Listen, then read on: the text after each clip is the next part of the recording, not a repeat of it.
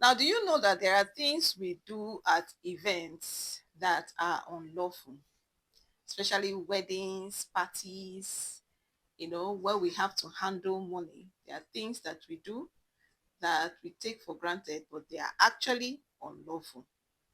Now, one of them is, of course, we are aware of this one that contravenes the Central Bank Act, and that is the Central Bank of Nigeria Act, rather, and that is spraying of money, spraying, um, stepping on, or manhandling the naira notes, at events or anywhere. That is unlawful and it contravenes the CBN Act. Now, do you also know that buying and selling of naira notes is unlawful? It contravenes section 20 and 21 of the Central Bank of Nigerian Act.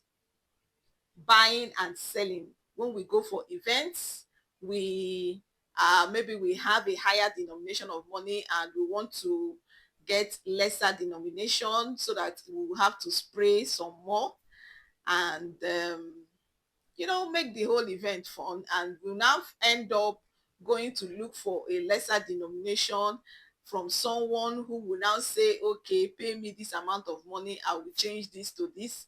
That act of buying and selling naira notes is a criminal offense, and it contravenes the CBN Act. Now, money changing is almost like buying and selling of the notes, which contravenes the CBN Act as well. Money changing too has to do with changing to a lesser denomination for a fee. You know, you change to a lesser denomination for a fee. It may not be as much as buying, but at least if you give somebody 1,000 naira, the person will now give you 900. The person will change it to 200 or 100 naira denomination and give you 900. That is an offense under the Central Bank of Nigeria Act.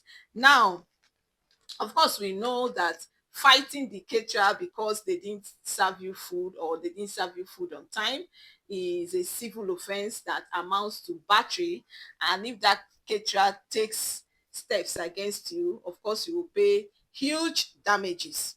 Now, stealing, which happens in events. Maybe they are spraying the celebrants, or they are spraying the couple, depending on the kind of event you went for, and somehow the money appeared in front of you and you just feel that nobody is seeing you. You dodge the money, and finally keep the money to yourself.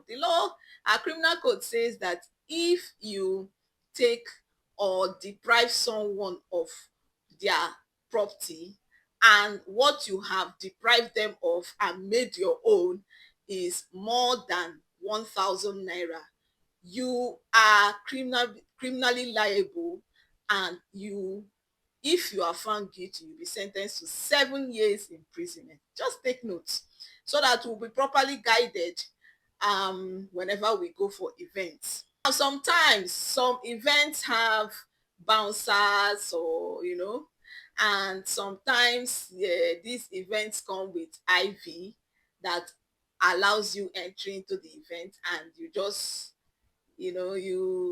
decide to bribe the bouncer to access the event, even though you don't have the IV. You bribe the bouncers and access someone's event that they did not invite you for. Of course, you have committed an offense, and you are not just criminally liable, you are also liable under the civil laws for invading one's privacy, and you are going to be liable depending on the action that the aggrieved person takes. Another very irritating one that I have also experienced, which I do not like, is when videographers or photographers now come to take pictures of you or make videos of you without your consent.